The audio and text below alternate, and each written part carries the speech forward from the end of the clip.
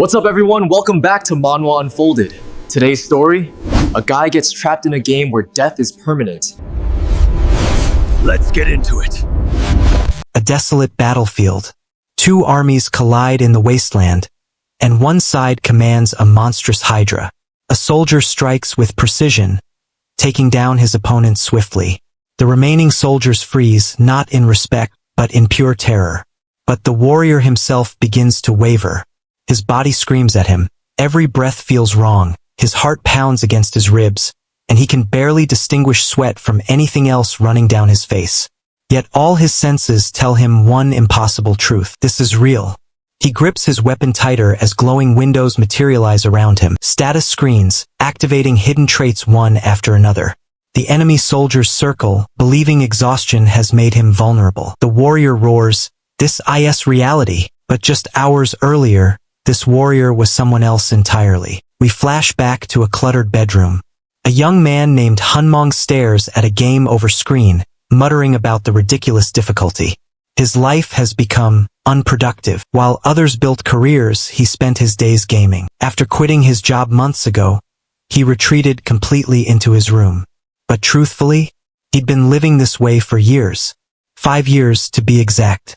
All dedicated to a single game. The game is called Pangenia. 5 years ago, it launched with an audacious promise. Clear the game, and they grant you one dream. Players rushed in, curious and hopeful. But every single one of them failed. Now, 5 years later, the player count sits at 0. The game became infamous for its brutal difficulty. Bosses that seemed mathematically impossible. Companions who betrayed you without warning. Elite NPCs that hunted you relentlessly. And the worst part? Permadeath. When your character falls, everything vanishes. Hunmong had just lost a character equipped with 8 of the game's 15 legendary items. 5 years of progress, gone in moments. He explains the system. Soul points can be invested into new characters, improving growth curves. The cap per talent is 10,000 points. With his current amount, he could max out everything. But Hunmong knows the truth. He'll never clear this game. So for his final character, he decides to simply enjoy it. One last run before uninstalling forever. As his finger hovers over the button, a memory surfaces. 3 months ago, his girlfriend of 5 years ended their relationship. She needed someone with a future, she said. Her friends were all marrying successful people. Meanwhile, he stayed home. She walked away disappointed that he didn't even fight for her. That breakup sent him deeper into isolation. Shaking off the memory, Hunmong rapidly invests his soul points. Suddenly, an unfamiliar message appears, hidden piece activated. He's never seen this before. The screen congratulates him, inviting him to Pangenia. Then the sensations hit, pleasant at first, then agonizing. His heart races violently. A voice screams in his mind, cursing a wicked god and demanding all worlds burn to ash. Pain explodes through his head. He collapses. On his monitor, the bright blue screen shifts to blood red. A message appears. May you find happiness in Pangenia. When Hunmong opens his eyes, pain jolts through his back. A man stands over him with a whip, shouting orders. He's among chained slaves. A massive hydra looms in the distance. The overseer strikes again, threatening to feed him to the creature if he doesn't move. Hunmong scrambles up, mind racing. He recognizes the hydra from the game. This place looks familiar. He whispers, "Status window." It appears. His stats read 12 across the board. 13 hidden traits are listed. The truth crashes down. He's inside the game. The ground shakes. An army approaches the Desert Queen's forces. They've broken a non-aggression pact. A notification appears. Main quest generated. Objective, survive. Warning, death in game means death in reality. Arrows rain from the sky. Bodies fall around him. One grazes his cheek, snapping him to focus. A hidden trait activates, Heart of the Iron-Blooded Monarch, preventing exhaustion and sharpening awareness. He spots a fallen sword and keys nearby. I have to survive. Freeing himself, he's immediately attacked from behind. But something incredible happens. His body moves instinctively. Light erupts from his blade as he counters perfectly. The attacker falls. Weapon Master trait activated. Blue energy surges around him. More soldiers charge. Hunmong moves like he's been fighting for decades. reading trajectories, finding openings, striking with impossible precision. Another trait activates, masterful hands, his weapon proficiency skyrockets to level 6 instantly. He now wields weapons with the skill of legendary knights. But even miracles have limits. 500 soldiers remain. How is he supposed to survive this? We learn why he's being hunted. The Snake Princess, Isabella von Dergen, received orders from the Desert Queen. Eliminate all expedition survivors. Erase all evidence. If successful, the curse binding her to the desert will be lifted. Back on the battlefield, bodies pile around Hun Mong. Exhaustion should have claimed him, but he levels up, fully restoring his health and removing all fatigue. The Snake Princess approaches. Level 8. A force of nature. Hun Mong examines her status. The power gap is insurmountable. Level 8 opponents are on par with legendary bosses. He can't win. But then he notices. She's cursed, unable to leave the desert. As she draws her blades and charges, Hun Mong shouts, "Do you want the queen's curse lifted?" Her blade stops inches from his throat, creating a shockwave. She leans in. "Who are you?" "I read the stars," he says carefully. "I am the star bearer. I can help lift your curse." Her expression shifts: surprise, suspicion, then consideration. The gamble pays off. Star bearers are exclusive NPCs who can grant the blessing of stars, the only way to remove such curses. And Hun Mong knows Isabella better than anyone, because he created her character. She was once his, abandoned due to poor starting choices, trapped like a bird in a cage. "What is your name?" she demands. "Randolph." The system accepts it. Isabella postpones his execution. If he's lying, she promises a fate worse than death. But for now, he's her honored guest. Main quest complete. The results shock the system. Due to the near-miraculous survival, rewards multiply. He earns 220 points, legendary items, and catches the attention of powerful constellations. Most importantly, he unlocks the logout feature. That evening, Randolph examines his rewards in a palace bath. He's obtained legendary items and something mysterious. A broken piece of the golden scale, connected to synchronization between reality and Pangenia. He checks the leaderboard. He's ranked first. But two other names catch his eye. Players he thought had quit years ago. They've been summoned here too. And he can log out. He can escape. After dismissing attendance with an excuse about communing with the stars, he clicks log out. Warning. Keep your character safe. Death means real death. The logout completes. He wakes in his room. But something's wrong. Sirens wail outside. Fires rage across the city. People scream. He stumbles to the window and freezes. A massive praying mantis creature towers over buildings. Shrieking. Monsters from Pangenia are loose in the real world. It notices him. Screams. Hun Mong falls back. Panic rising. The game's homepage has vanished. The boundary between worlds is collapsing. The mantis has already taken lives. Police bullets bounce harmlessly off it. Then Hun Mong realizes something. If monsters can cross over, maybe items can too. He grabs the golden scale fragment. Its description mentions synchronization between reality and Pangenia. Toggleable. He activates it. Divine energy floods through him.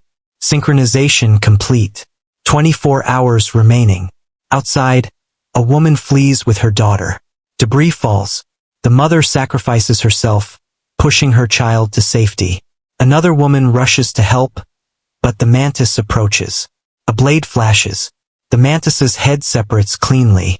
Hun Mong lands smoothly, finishing the creature. A hydra materializes, crushing another attacking mantis. The woman stares, bewildered. She's just witnessed a hero.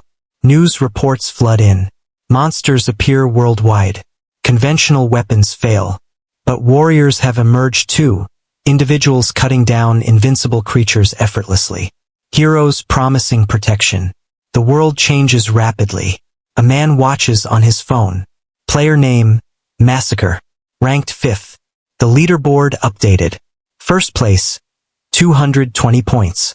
Randolph, are you Phantom? Phantom, the legendary player who led the Demon Realm expedition. The one who came closest to clearing Pangenia before catastrophic failure. Massacre smirks. Everyone is now a competitor. Back in Pangenia, Randolph pieces it together. The betrayals during his expedition, the interference, they were likely rival players who didn't want the game to end. If the boundary collapsed, logging out won't keep him safe. He needs to grow stronger in both worlds. He approaches Isabella with a request. He needs to visit the sanctuary. She's shocked. Are you insane? But time is critical. There's a star hidden there and he needs it for the second main quest. Obtaining a class. After tense negotiation, she agrees. They infiltrate the sacred location, with Isabella effortlessly handling the guards. They descend into a hidden sanctuary overflowing with poison and demonic energy. Recommended level 8. But Randolph's trait protects him. Isabella spots an impossible gap between platforms. This is clearly a trap. Randolph asks if she's scared, striking her competitive nerve. She reluctantly climbs on his back as he runs toward empty air and leaps. He lands on an invisible walkway. His mutant trait allows him to see hidden paths. Isabella is stunned. How do you know a path even I don't? They reach a chamber. Massive golems rise, eyes glowing. Isabella grins. I'll handle this. She dismantles them with surgical precision. Randolph watches in awe. This is true level 8 power. Then the air shifts. Purple miasma fills the sanctuary. Colossal shadow emerges. The ancient king. Dramit. Guardian of the star. Recommended level 10. Randolph smiles. This is who I came for. Isabella panics. You expect me to fight that? Don't worry. He's gentle, never attacks first. Dramit immediately attacks. Isabella barely dodges. She glares at Randolph. He's genuinely confused. That's strange. Dramit roars at Isabella, demanding she prove her worth. She protests. She's not the challenger. But Dramit doesn't listen. Randolph's mind races. When he cleared this with his level 10 character Wilhelm, Dramit didn't fight. Then it clicks. Dramit attacks those weaker than him. Wilhelm was qualified by strength alone. Isabella is thrown across the chamber, weakened by poison. As Dramit prepares the final strike, Randolph shouts, Dramit, stop! The shockwave ripples through the air. Dramit freezes. How do you know my true name? Your master Wilhelm has returned. Dramit laughs bitterly. Wilhelm is dead. Then honor the contract. Dramit's eyes narrow. How do you know about the contract? Randolph explains. Whoever holds the star becomes the new master. The guardian must obey. The game's rules protect him. Since Wilhelm made the contract and Randolph inhabits a different body, the curse doesn't apply. Who are you? Dramit demands. Guide me to the star, and I'll prove it. Dramit warns. The unqualified burn when approaching. Randolph smirks. Or perhaps you fear the star will acknowledge me. Dramit reluctantly agrees. Let the star judge. They arrive at an altar. Atop it, a skull. Leah's skull, Randolph explains. When the twin goddess died, her body split into 32 fragments. The stars. He reaches for it. Flames erupt, engulfing him. But inside the inferno, Randolph stays calm. The star only rejects cheaters. He passed legitimately. The skull speaks, listing his 13 traits. Then shatters. Holy energy floods through him. Class obtained. Star successor. All stats increase. He gains powerful new skills. Randolph emerges unharmed. He offers Isabella a deal. Serve him for 1 year, and he'll lift her curse and help find her family. She hesitates, remembering past betrayals. But Randolph has been truthful. She kneels. I'll serve you. Second main quest complete. The system erupts with notifications. Constellations applaud. Combat entities take interest. Meanwhile, the Desert Queen orders immediate capture. In reality, players discuss the leaderboard at a cafe. Randolph is definitely Phantom. They plan to bait him using the secret auction hall, uploading valuable items at low prices with tracking talismans. Would Phantom fall for that? He's decisive to a fault. If he sees opportunity, he takes it. Elsewhere, Massacre studies the rankings. Bodies lie around him in a dark alley. If I eliminate top rankers, I'll rise. Randolph completes the sanctuary exploration at 100%, the first perfect clear. He gains a teleport book and levels up to 3. He examines the shadow cloak, an invisibility item. Dramit warns. The Queen's forces approach. Isabella tenses. Randolph tells Dramit to handle them while they escape to the warp gate, which needs half a day to activate. With Dramit buying time, they might make it. Randolph says he needs to communicate with the stars. Isabella agrees to protect him. He logs out. Back in reality, his phone buzzes. His ex-girlfriend Soyeon wants to meet. At a cafe, she complains about her current boyfriend's finances. She decides to meet someone else, Hunmong. She greets him with fake warmth. You look different, fitter. Hunmong cuts straight to the point. What do you want? Soyeon tries to manipulate him, talking about how she's been thinking things over and realized how good he was to her. She admits she regrets the breakup and asks if he missed her.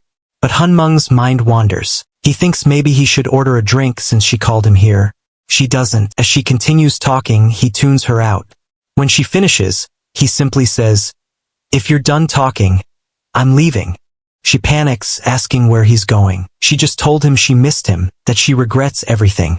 Hunmong cuts her off coldly. Does your new boyfriend know you're here? If you're going to flirt with multiple men, you should have deleted your pictures, not just your profile photo.